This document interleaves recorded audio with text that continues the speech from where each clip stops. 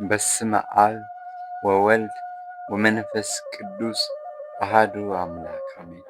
ለአምላክ በሚሆን በአብና በወልድ በመንፈስ ቅዱስ ስም የምናምን ስለ ዓለም መድኃኒት ፈጣሪው ኢየሱስ ክርስቶስ ስም ብሎ ስለተጋደለ ስሙ የሚጣፍጥ ቅዱስ ጊዮርጊስ የሰማዕትነቱን ነገር መስማት ምንኛ ድንቅ ነው! ይህ የብእሴ እግዚአብሔር የተወደደ ገባሬ ተአምር ቅዱስ ጊዮርጊስ ገድሉ በወርኃ ግንቦት 23 ቀን የሚነበብ ነው። ከፍጹም ይቅር ባይ ቸር አምላክ እግዚአብሔር ዘንድ የኢትዮጵያ ገበዝ ሆኖ የተሾመ ሊቀ ሰማዕታት ቅዱስ ጊዮርጊስ ጸሎቱና በረከቱ ጥፋት የሚያርቅ ድል የምንነሳበት የኃይል ጋሻ ይሁን። እኔንም እናንተንም የይቅርታ ጸጋን በተመላ ከፍ ያለ አማላጅነቱ ከተንኮለኛ ወጥመድና ምቀኝነትን ከተመላ ጠላት እጅ በየጊዜው ይሰውረኝ ይሰውራችሁ ለዘላለሙ አሜን።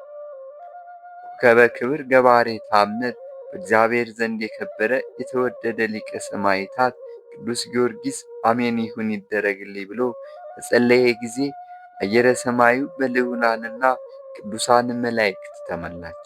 ጌታችንና መድኃኒታችን አምላካችን ኢየሱስ ክርስቶስን በኪሩቤል ላይ ተቀምጦ ሱራፌል ከበውት ወደ እርሱ መጥቶ በክብር ተገለጠለት። ርዑሳነ አበውና ቅዱሳን ነቢያት ሁሉ በየወገናቸው፣ ቅዱሳን ሐዋርያት ሁሉ፣ ሰማዕታት፣ ጻድቃን ሁሉ፣ ማኅበረ መላእክትም ሁሉ በየወገናቸው ምስጋና የባሕርዩ የሆነ ፈጣሪያቸውን እያመሰገኑ ንዑድ ክቡር ሊቀ ሰማዕታት የተወደደ ቅዱስ ጊዮርጊስን የያዙት ጭፍሮች ግን ሁላቸው እንደ ሬሳ ሆነው ተኝተው ነበር። ጌታችንና መድኃኒታችን አምላካችን ኢየሱስ ክርስቶስም ለንዑድ ክቡር ሊቀ ሰማዕታት የተወደደ ቅዱስ ጊዮርጊስ የኔ አገልጋይ የምወድ መላእክትም የሚወዱ ጊዮርጊስ ሆይ ሰላም ላንተ ይሁን። ስለ መንግሥተ ሰማይ ተጋድለሃልና ወዳጄ ጊዮርጊስ ሆይ አንተ ብፁዕ ነህ። የማይጠፋውን የማይበላሸውን አክሊል ነው በዚች ሰዓት በራስ ላይ አቀዳጅ ዘንድ በአባቴ እጅ የከበሩ 7 አክሊላትን አዘጋጅቼልሃለሁ። ወዳጄ ጊዮርጊስ ሆይ አንተ ንዑድ ክቡር ነህ። እነሆ አንተን በሰማያት በላዩ ያስቀመጡ ዘንድ ከጽሩይ ወርቅና ዋጋ ከማይገኝላቸው ከዕንቁ ባሕርይ ድንጋዮች ይልቅ በፍጹም ጌጥ ያጌጠ ከፍተኛ ዙፋንን ከባሕርይ ሕይወት የመንፈስ ቅዱስ ትቀበላለህ። ወዳጄ ጊዮርጊስ ሆይ አንተ ንዑድ ክቡር ነህና እነሆ የሰማያውያትን ማኅደር ዕንቆ በር ከፈትኩልህ። ከልካይ ሳይኖርብህ ስሉስ ቅዱስ ተብለን ወደምንመሰገን ወደ እኛ ትገባ ዘንድ ኃያሉ ወዳጄ ሆይ ንዑድ ክቡር ነህ። ቸር አባቴ ስምን በመዝገብ መንፈስ ቅዱስ ጽፎታልና አምላከ ጊዮርጊስ እርዳኝ የሚለውን ሁሉ እኔ ፈጥኜ እሰማዋለሁ። ወዳጄ ጊዮርጊስ ሆይ በአላውያን ነገሥታት ፊት ስሜን አስታውቀሃልና ንዑድ ክቡር ነህ። እኔም ዳግመኛ ብርሃንን ተጎናጽፈ በመላእክት ፊት እገልጥሃለሁ። ወዳጄ ጊዮርጊስ ሆይ በእነዚህ ዓመታት ካንተ በቀር ከሰው ወገን ማንም በስሜ አልመሰከረም። አንተ ብቻህን ጸንተህ ዓለምን ሁሉ በሚገዙ በሰብአው ነገሥታት ፊት ቆምክ እንጂ። ኤጲስቆጶስም ቢሆን ቀሳውስትም ቢሆኑ ዲያቆናትም ቢሆኑ ሕዝባውያንም ቢሆኑ በዓለም ሁሉ ካንተ ብቻ በቀር የተገኘ ስለ ስሜ የመሰከረ የለም። ወዳጄ ጊዮርጊስ ሆይ በማይታበል ቃል እምልልሃለሁ፣ ለአንተ የማልኩትን መሐላ አጸናለሁ። በሰማያትን በመንፈሳዊ ጻዕዳ ፈረስ ተቀምጠህ በአንድነት በሦስትነት ለምንመሰገን ለእኛ ለስሉስ ቅዱስ ትሰግድ ዘንድ ከወዳጆቹ ጋር በመጣ ጊዜ ጻድቃን ሁሉ ይመለከቱሃል። ጊዮርጊስ ሆይ አንተ ወዳጄ እንደሆን ካውቀው ቸር አባቴ እንዳዘዘ ሁሉም ይሰግዱልሃል። ወዳጄ ሆይ እነሆ በዓለመ ሁሉ ለሚጸልዩ የድኅነት ወደብ ይሆን ዘንድ ስምን በስም ያከበርኩልህ።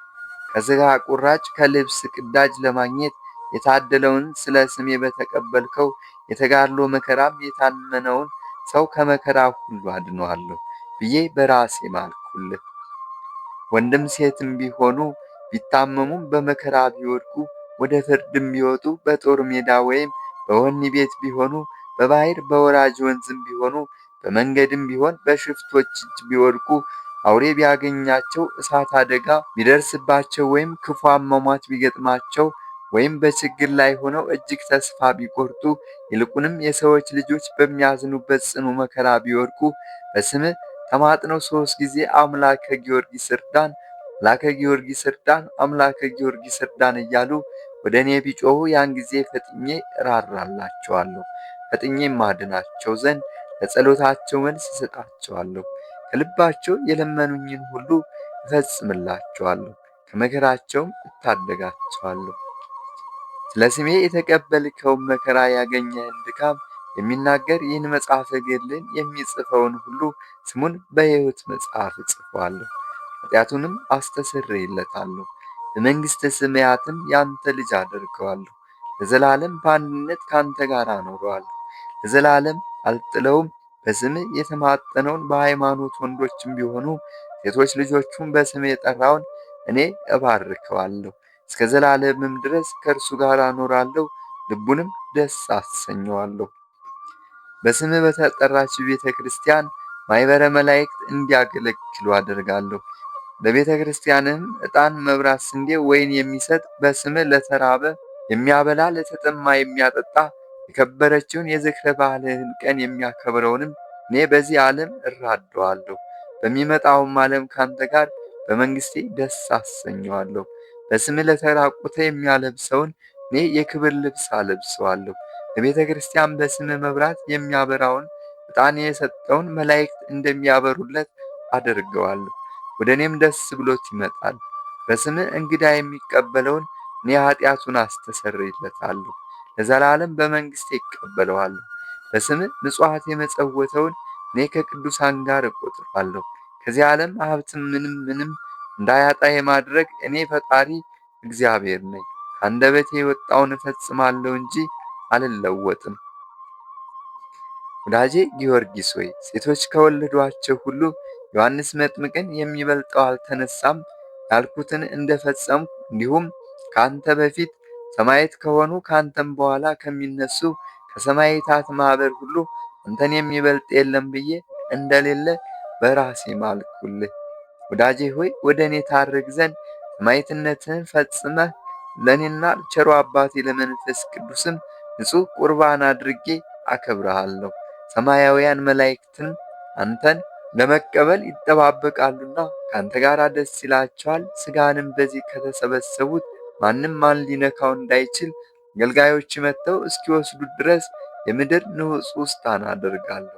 እነሆ እናትህን ሁለቱን እህቶችን አጭተውልህ የነበረችውን እጮኛን በዚህ ዓለም ሞትን እንዳይሰሙ ከአንተ በፊት ወደ መንግሥተ ሰማያት ላወጣቸው ቃል ኪዳንን አድርጌአለሁ። ነገር ግን በሰማያት እርሱን ከሰጠሁህ ከአባትህ ጋር በመንግሥተ ሰማያት በታላቅ ክብር ያዩሃል። እነሆ እነዚህን አላውያን 70 ነገሥታትን ስለ ጸሎትህ አጠፋኋቸው። ደምህ በምድር ላይ ከፈሰሰበት ጊዜ ጀምሮ አምልኮ ጣዖታት ይቋረጣል፣ ስሜም በዓለም ሁሉ ይመሰገናል። እኔም ወገንህ በሀገርህ ቤተ ክርስቲያን እንዲሠራልህ አደርጋለሁ። ሥጋህንም በውስጧ በክብር እንዲያኖሩ አደርጋለሁ።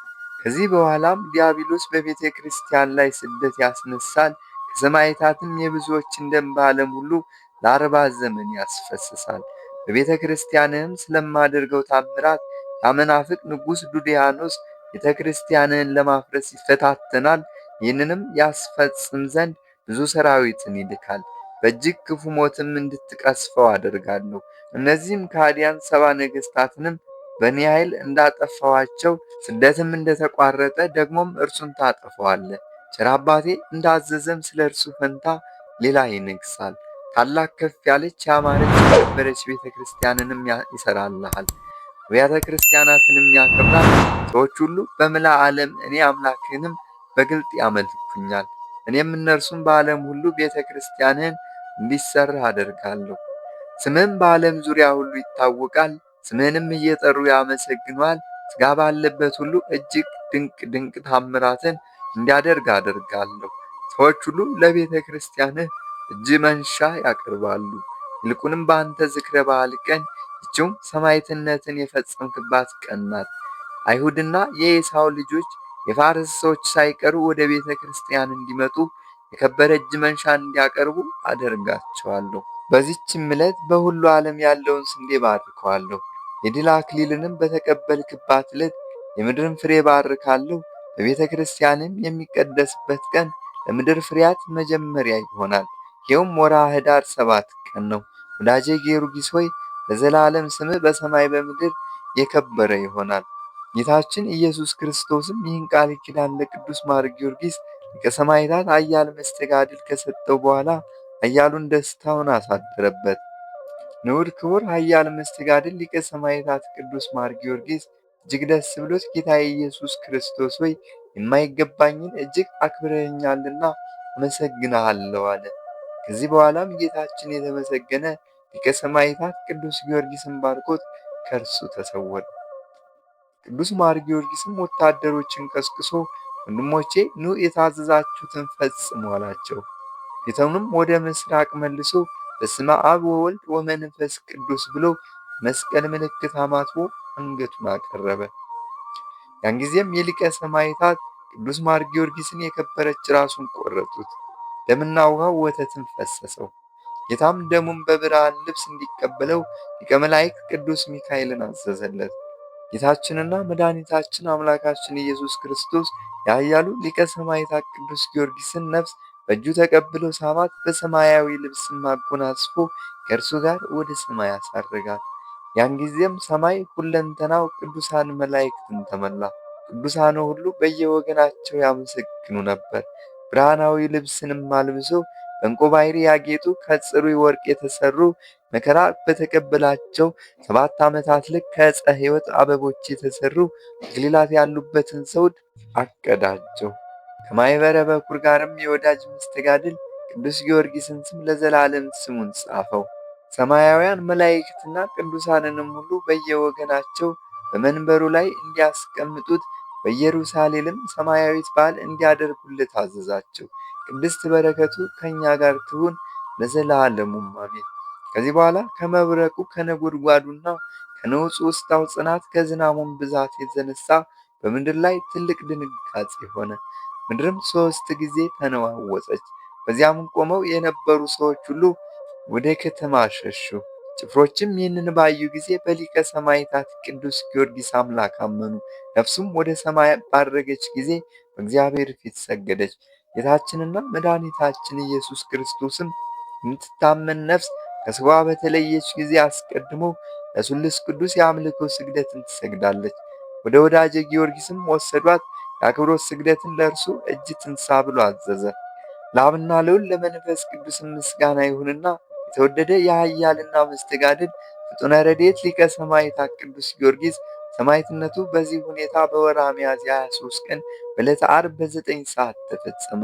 ኃያል መስተጋድል ልዳን በትምህርቱ ያበራ ኮከበ ፍጡነ ረድኤት ሊቀ ሰማዕታት ቅዱስ ጊዮርጊስ ጸሎቱና በረከቱ ከእኛ ጋር ይሁን ለዘላለሙ አሜን። የሊቀ ሰማዕታት ቅዱስ ጊዮርጊስ አገልጋይ ሶቅራጥስ ግን ከከተማ ውጭ የጌታው ሥጋ ባለበት ቆሞ ያለቅስ ነበር። የተወደደ ሊቀ ሰማዕታት ቅዱስ ጊዮርጊስ ሥጋ ባረፈበት ደመና አልነበረም፣ ቦታው በሙሉ ብርሃን ነበር እንጂ። ሌሎችም በከተማ የነበሩ 2 አገልጋዮች ወደ ወንድማቸው ሶቅራጥስ መጡ። እርሱ ግን ከከተማ ውጭ የጌታው ሥጋ ካለበት አጠገብ ቆሞ ያለቅስ ነበር። አለቃቸው ቅዱስ ማር ጊዮርጊስ ሊቀ ሰማዕታት ራሱን ተቆርጦ ባዩት ጊዜ በግንባራቸው ወድቀው ሰገዱለት፣ አለቀሱ።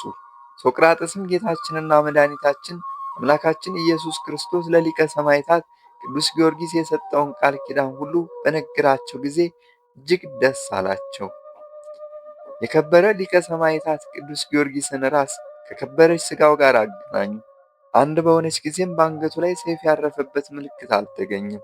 የከበረ ሊቀ ሰማዕታት ቅዱስ ጊዮርጊስ አገልጋዮችም እርስ በርሳቸው በእግዚአብሔር የከበረ ጌታችን ጊዮርጊስን በመንግሥተ ሰማያት እንደተቀበለው በእውነት እናምናለን፣ የነገረውን ተስፋም ሁሉ እንዲፈጽምለት እናምናለን ተባባሉ። ከዚህ በኋላ የከበረ ሊቀ ሰማዕታት ቅዱስ ጊዮርጊስን ሥጋ ተሸከሙ። ከሥጋውም እጅግ ድንቅ መዓዛ ይሸት ነበር። ተሸክመውም ተሸሽገው 7 ዓመት ወደ ነበሩባት ቤት ወሰዱት። ማንም አልነበረም። ከዚያ ሸሸጉት። ጽኑ ንውጽውጽታና ጨለማ ሆነ። በኃይል ልታሰጥማቸው በአገሪቱ ላይ ከፍ ከፍ አለች። እግዚአብሔር የከበረ ሊቀ ሰማዕታት ቅዱስ ጊዮርጊስን ሲያነጋግረው ቃሉን የሰሙ ምዕመናን ግን የቅዱስ ጊዮርጊስ አምላክ ሆይ ከዚህ መከራ አድነን እያሉ ጮኹ። ያን ጊዜም ባሕር ጸጥ አለች፣ ደመናትም ተበተኑ፣ የፀሐይ ብርሃንም። በማግስቱም የከበረ ሊቀ ሰማዕታት ቅዱስ ጊዮርጊስ አገልጋዮች ስለ ሰባው ነገሥታት ዜና ሊጠይቁ እየተጨነቁ ወጡ። እግዚአብሔር አጥፍቷቸው አገኟቸው። በታላቅ ደስታ በዓለም ሁሉ ዳግመኛ የቤተ ክርስቲያን ደጃፎች ተከፈተ። የሊቀ ሰማዕታት ቅዱስ ጊዮርጊስም አገልጋዮች እጅግ የከበሩ ልብሶችን እጅግም ያማሩ ሽቶዎችን አዘጋጁ። ያለቃቸው የከበረ ቅዱስ ጊዮርጊስንም ሥጋ በከበረ አገናነዝ ገነዙት። ከከተማው በስውር አውጥተው ወደ ሀገረ ልዳ ሊወስዱት በመርከብ ጫኑት። ከእርሱም ጋር ተጋድሎውን የሚናገር ይህ መጽሐፈ ገድሉም ነበር። ቤተሰቦቹንም አርፈው አገኟቸው። የተወደደ ቅዱስ ጊዮርጊስ የእናቱን ወንድም እንድርያስ የሚሰኝ አንድ እዚያ ነበር። የተወደደ ቅዱስ ጊዮርጊስን ሥጋ በደስታ ተቀበለ። የአገሩ ሰዎች ሁሉ ተሰብስበው ቤተ ክርስቲያን ሰሩለት። ከዚህ በኋላ ወደ ኢየሩሳሌም ልከው ሊቀ ጳጳሳት አባ ቴዎድሮስን አስመጡ። በወርኃ ኅዳር 7 ቀን ቀደሳት። በዚች ቀን የከበረ ሊቀ ሰማዕታት ቅዱስ ጊዮርጊስም ሥጋውን በውስጡ አስቀመጡ። ንጹሕ መሥዋዕት አሳረጉበት። ይህም ጌታችን መድኃኒታችን አምላካችን ኢየሱስ ክርስቶስ ቅዱስ ሥጋውና ክቡር ደሙ ነው። በዚህችም ቤተ ክርስቲያን እጅግ ብዙ ድንቅ ታላላቅ አያላተ ተአምራት ተደረጉ። ከዚህ በኋላ ከሃዲ ዲዮቅልጥያኖስ ተነስቶ ቤተ ክርስቲያኑን ያፈርስ ዘንድ ሰራዊትን ላከ። ከበረ ሊቀ ሰማዕታት ቅዱስ ጊዮርጊስም በእግዚአብሔር ትእዛዝ ከሰማይ መጣ። የሰራዊቱን አለቃ አውህዮስን ቀሰፈው። ዲዮቅልጥያኖስም ዓይኑን አሳውረው ከቤተ መንግሥቱ አስወጥቶ ሰደደው። እርሱ ፈንታ ንጉሥ ቆስጠንጢኖስ በዙፋኑ አስቀመጠው። በዓለሙ ሁሉ የተዘጉ አብያተ ክርስቲያናትን ደጃፎች ከፍቶ በክርስቶስ ስም ታስረው የነበሩትን እስረኞች ሁሉ ፈታቸው። ቅዱስ ዕፀ መስቀልም ተገለጠ። እውነተኛይቱ ኦርቶዶክሳዊት ተዋሕዶ ሃይማኖት እጅግ ጸናች። በኢየሩሳሌምም በጌታችንና መድኃኒታችን አምላካችን ኢየሱስ ክርስቶስ ስም መቃብር ላይም አብያተ ክርስቲያን ታነጹ። በዓለም ሁሉ ብዙ አብያተ ክርስቲያናት ተተከሉ። ከዚህ በኋላ ንጉሥ ቆስጠንጢኖስ የክርስቶስ መልእክተኛ ወደሆነ ሊቀ ሰማዕታት ቅዱስ ጊዮርጊስ ቤተ ክርስቲያን ገብቶ ጸለየ። እናቱ እሌኒና እህቱ አውዶክስያም ደግሞ ከእርሱ ጋር ወደ ቤተ ክርስቲያን ገቡ።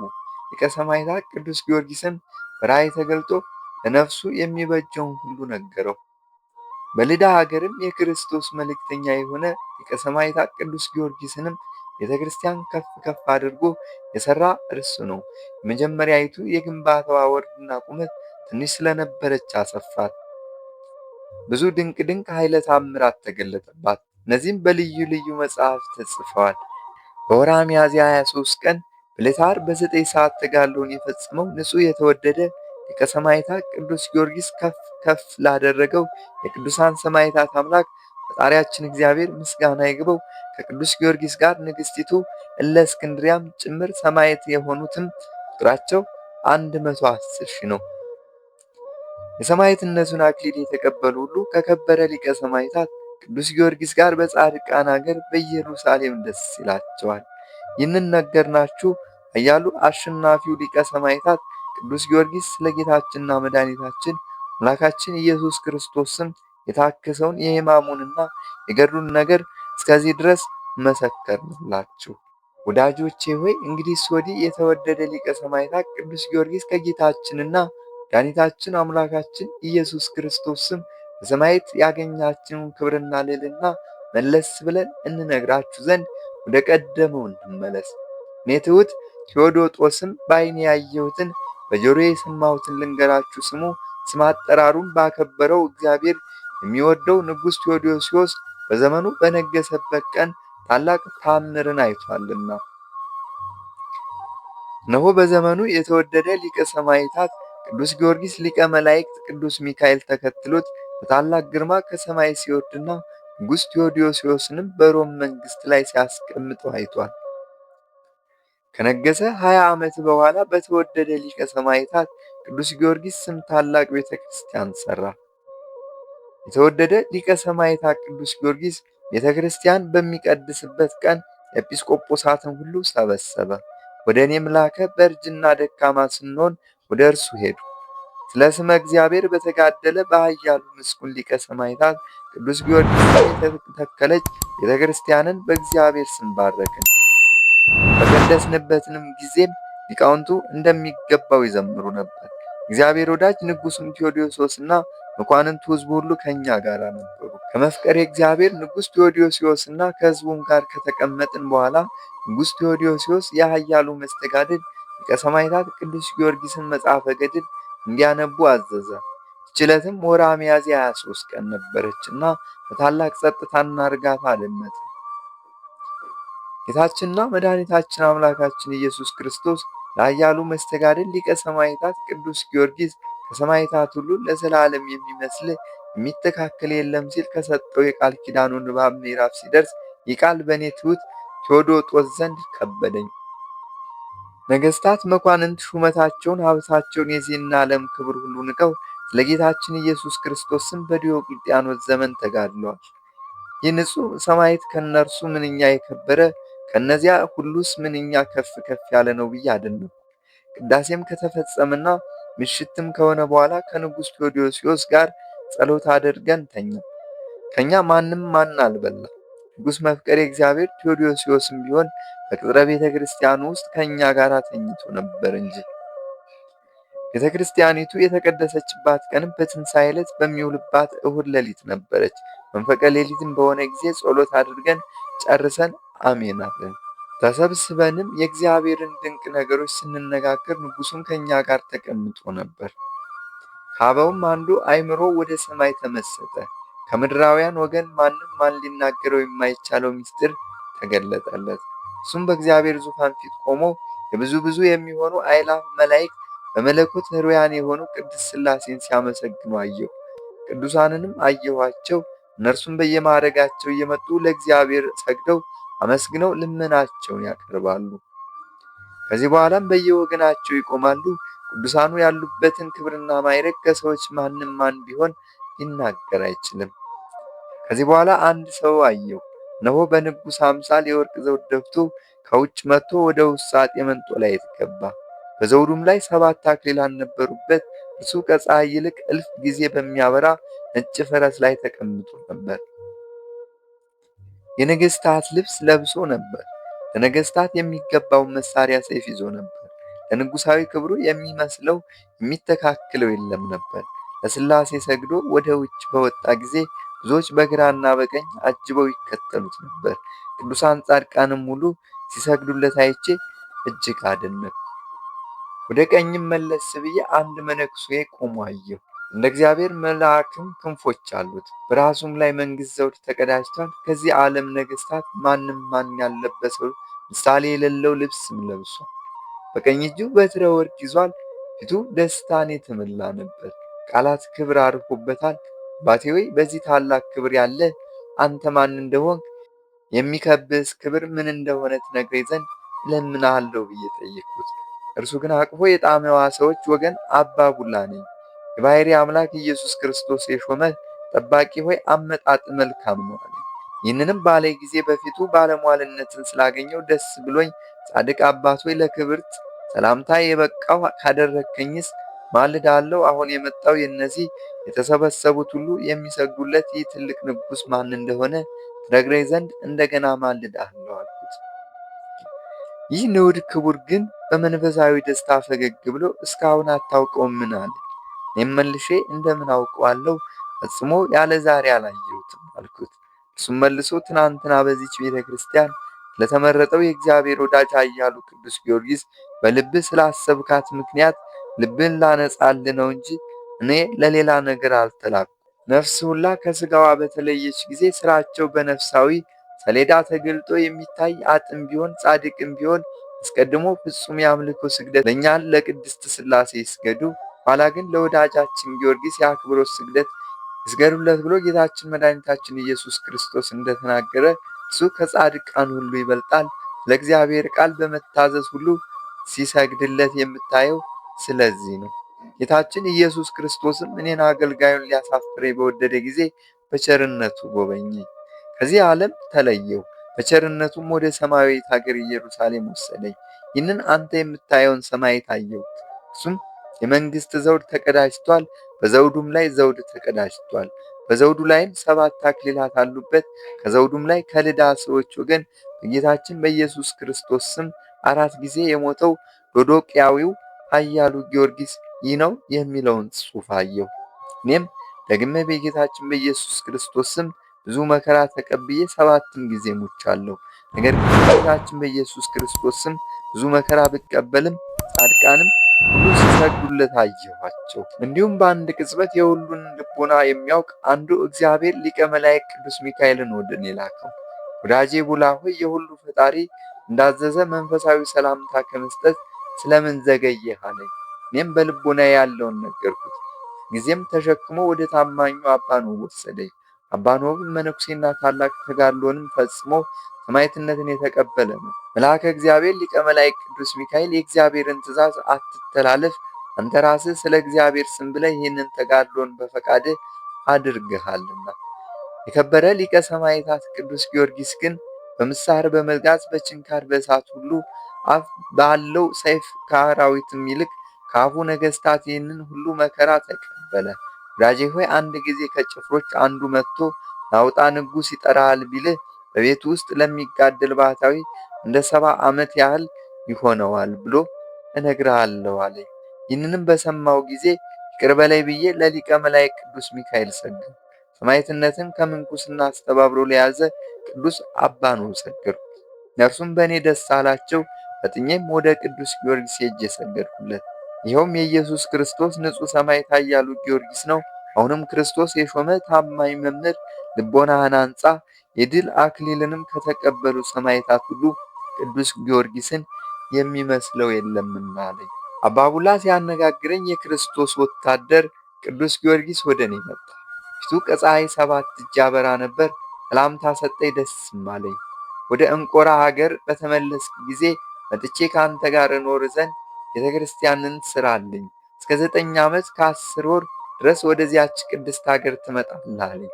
ይህን ባለኝ ጊዜ ከራእይ ነቃው። ንጉሥና 12ቱ ጳጳሳት ግን የኤጲስቆጶሱን ፊት በብርሃን ተሞልቶ ባዩት ጊዜ ታላቅ ራእይ እንዳያወቁ ያየውም ምን እንደሆነ እንዲነግራቸው ጠየቁት። ልቡም በረጋ ጊዜ የተገለጠለትን ድንቅ ምስጢር ሁሉ ገልጾ ነገራቸው። እነርሱም እጅግ አደነቁ። በሰሙት ድንቅ ነገርም የኃያሉ ቅዱስ ጊዮርጊስ አምላክ እግዚአብሔርን አመሰገኑ። ከዚህ በኋላ ንጉሡ መልሶ እግዚአብሔር የማይገባኝ እኔም በሮም መንግሥት ዙፋን ላይ ባስቀመጠኝ ቀን ቅዱስ ጊዮርጊስ ከሰማይ ሲመጣ አየሁ። በነጭ ፈረስ ተቀምጦ በቀኝ እጁ የወርቅ ጦር ይዞ ሊቀ መላእክት ቅዱስ ሚካኤል በፊት በፊቱ ይሄድ ነበር። በራሱም የወርቅ ዘውድ ደፍቶ አየሁ። በዘውዱም ላይ አክሊላት ነበሩበት። ከፀሐይ 7 እልፍ ጊዜ በልጦ ያበራ ነበር። ወደ እኔም መጥቶ ደስ አሰኝቶኝ እጄን ይዞ በመንግሥቱ ዙፋን ላይ አስቀመጠኝ። ከሰፈርም ከሰራዊቱ ፊት ለፊት ሊያዩት የታደሉት ብዙዎች ናቸው። በተቀደሰችው ቤተ ክርስቲያንም ውስጥ አይቼዋለሁ። ነፍሴም መድኃኒት ይነግረኛል። ይህንም በነገረ ጊዜ እግዚአብሔርን አመሰገንኩ። ሰማዕቱ ቅዱስ ጊዮርጊስንም አከበርኩታል። ከዚህ በኋላ ያ ኤጲስቆጶስ ወደ ሀገሩ ሄዶ በእግዚአብሔር ስም ለሊቀ ሰማዕታት ቅዱስ ጊዮርጊስ መታሰቢያ ደስ የምታሰብ ቤተ ክርስቲያን ተከለ። ከሞቱም በፊት በእጁ ቀደሳት። በኒቅያ ከተሰበሰቡት ከ318 ኤጲስቆጶሳት አንዱ ይህንንም ራእይ ያየና ይህንንም መጽሐፈ ገድል የጻፈልን 75 ዓመት በኤጲስቆጶስነት ተሹሞ እግዚአብሔርን ያገለገለና 118 ዓመት ሰው ሆኖ ወደ አምላኩ እግዚአብሔር የተጠራ ሊቀ ጳጳሳት አባ ቴዎዶጦስ ነው። የተወደዳችሁ ወንድሞች እህቶች ሆይ ኃያል ጽኑ ተጋዳይ ለሆነው ሊቀ ሰማዕታት ቅዱስ ጊዮርጊስ እግዚአብሔር የሰጠውን ክብር ታውቁት ዘንድ ይህንን ነገርናችሁ። ዛሬ በመላው ዓለም ወዳጆች በዓሉን የሚያደርጉለት እርሱ ነው። ሌላው ክብሩና ሰማያዊ ማዕረጉ ግን በታላቁ ንጉሥ ክርስቶስ ሀገር ሰማያዊት ኢየሩሳሌም አለ። አሁንም የተባረካችሁ ወንድሞች እህቶች ሆይ እንግዲህ ሊቀ ሰማዕታት ቅዱስ ጊዮርጊስ በእግዚአብሔር ዘንድ ባለሟል እንደሆነ ወደ ቅድስት ሥላሴ መንበር ቀርቦ ለኃጥአን ሁሉ ዘወትር እንደሚማልድልን በእግዚአብሔር ዘንድ ይህንን ባለሟልነት እንዳለው አወቅን። እኛ ግን እርስ በርሳችን እየተዋደድን ለድሆች ለእንግዶች እየመጸወትን ማላጃችንን እናድርገው። ኃያሉ ሊቀ ሰማዕታት ቅዱስ ጊዮርጊስ በጌታችን ፊት ለሁላችን ይማልድን ዘንድ ጌታችንና መድኃኒታችን አምላካችን ኢየሱስ ክርስቶስም ይቅር ይለን ዘንድ ኃጢአታችንን የሚያስተሰርይልን ዘንድ በተሰበሰቡት ወገኖቻችንም ላይ ታናሹንም ታላቁንም ሕፃናቱንም ሽማግሌዎችንም ባልቴቶችንም ልጃገረዶችንም ይባርክልን። ይህንን መጽሐፈ ገድሉን የሰበሰበውንም በደላችንና ስህተታችንን ደምስሶ ዘመናችንን ከመፈጸሙ አስቀድሞ በጎ ሥራን ለመስራት ይረዳን ዘንድ በንጽሕና የምንለምነው ጌታችንና መድኃኒታችን አምላካችን ኢየሱስ ክርስቶስ ከተወደደ ንዑድ ክቡር ወዳጁ ሊቀ ሰማዕታት ቅዱስ ጊዮርጊስ የበረከቱ ተካፋይ ያድርገው። ወንድሞቻችን ሆይ ለእናንተም ያዘናችሁበትን ይሙላላችሁ፣ ልጆቻችሁን ያሳድግላችሁ፣ ባልቴቶቻችሁንም ይርዳላችሁ፣ መንገደኞቻችሁን በሰላም ይመልስ፣ የሹማምንቱን ልብ በእናንተ ላይ ያራራ። ለብዙ ዓመታት ለረጅም ወራት እየመላለሰ ለዚች ቀን ያድርሳችሁ፣ ኃጢአታችሁን ሊያስተሰርይላችሁ፣ በደላችሁን ሊያርቅላችሁ፣ ነፍሳዊ ሥጋ ደዌያችሁን ሊፈውሳችሁ፣ ቅዱስ ሥጋውን ክቡር ደሙን ለመቀበል ያብቃችሁ። አባቴ የባረካችሁ ዓለም ሳይፈጠር ለእናንተ የተዘጋጀውን መንግሥተ ሰማያትን ትወርሱ ዘንድ ወደ እኔ ኑ የሚል የደስታ ቃል የሰማችሁ አምላክን በወለደች ርኅተ ልብ እመቤታችን ቅድስት ድንግል ማርያምና አብያተ ጣዖታትን በዘጉ ከሃዲያን ልብ በትምህርታቸው ንጹሕ ባደረጉ ቅዱሳን የሐዋርያትና በጻድቃን በሰማዕታት ሁሉ ዳግመኛም ከአዳም ወገን በበጎ ምግባራቸው እግዚአብሔር አምላክን ደስ ባሰኙት ሰዎች ሁሉ አማላጅነት እግዚአብሔር ይቅር ይበለን ዛሬም ዘወትርም ለዘላለሙም አሜን። ሊቀ ሰማዕታት ቅዱስ ጊዮርጊስ ተጋድሎውን በፈጸመ ጊዜ እኔ አገር ጓዩ ሶቅራጥስ በተጋድሎ መከራው ሁሉ ጌታዬ ቅዱስ ጊዮርጊስን እከተለው ነበር። ለጌታችን መድኃኒታችን አምላካችን ኢየሱስ ክርስቶስም የተቀበለውን መከራ ሁሉ በዓይኔ ያየሁትን በጆሮዬ የሰማሁትን ጻፍኩ። በጻፍኩትም ላይ ሳልጨምር ሳላጎድል እንዳልጨመርኩ በሙታንና በሕያዋን ላይ የሚፈርድ እግዚአብሔር አምላክ ያውቃል። ይህንን መጽሐፈ ገድሉን አነሳስቶ ላስጀመረንና አስጀምሮ ላስፈጸመን እግዚአብሔር ምስጋና ይድረሰውና የድል አድራጊው ኃያል መስተጋድል ሊቀ ሰማዕታት ቅዱስ ጊዮርጊስ አማላጅነቱ በእኛ ላይ አድሮ ይኑር ለዘላለሙ አሜን። የሊቀ ሰማዕታት ቅዱስ ጊዮርጊስ ይህ መጽሐፈ ገድሉንም በቁስቁኖስ አውራጃ በቆስጠንጢኖስ ወደብ ጽፌ በመንገድ ሳለን ጨረሱ። ይኸውም የጌታችን መድኃኒታችን አምላካችን ኢየሱስ ክርስቶስ አገልጋይ ጌታዬ ቅዱስ ጊዮርጊስ ሰማዕትነቱን ፈጽሞ ባረፈባት በጽርሐ ቋንቋ ጵንፍልዮ የተሰኘ ወርኃ ሚያዝያ በባተ በ23ኛይቱ ዕለት ዓርብ በ9 ሰዓት ነው። አሜን። ይህ መጽሐፈ ገድሉም የሊቀ ጳጳስ አባ ሚካኤል ደቀ መዝሙር በነበረ አባ ጊዮርጊስ በተሰኘ ታናሹ አባ ሚካኤል አንደበት ከአረቢ ወደ ግዕዝ ተተረጎመች። ከግዕዝ ወደ አማርኛ የተረጎመውንም የጻፈውን ያጻፈውን የጸለየውን የሰማውን ሁሉ በሊቀ ሰማዕታት ቅዱስ ጊዮርጊስ አማላጅነት ቸሩ ሕያው አምላካችን እግዚአብሔር ይጠብቃቸው ለዘላለሙ አሜን። ጸሎቱና በረከቱ ለዘላለሙ በእውነት ከእኛ ከሕዝበ ክርስቲያን ጋር ይሁንና መስተጋድል ገባሬ መንክራት ሊቀ ሰማዕታት ቅዱስ ጊዮርጊስ ያደረገው ታምሪ ነው።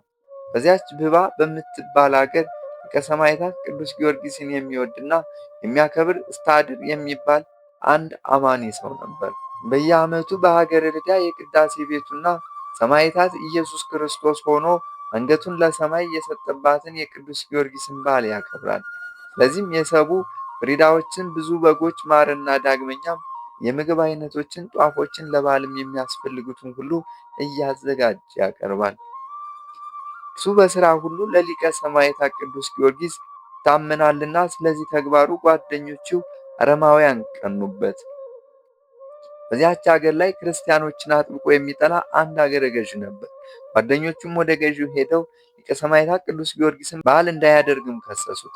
አገረ ገዢውም ለአረማውያን የሰማዕታትን በዓላት ማክበር ተገቢ አይደለም ሲል ያዘዘው የቅዱስ ጊዮርጊስ በዓል ከመድረሱ 3 ቀን በፊት ነበር።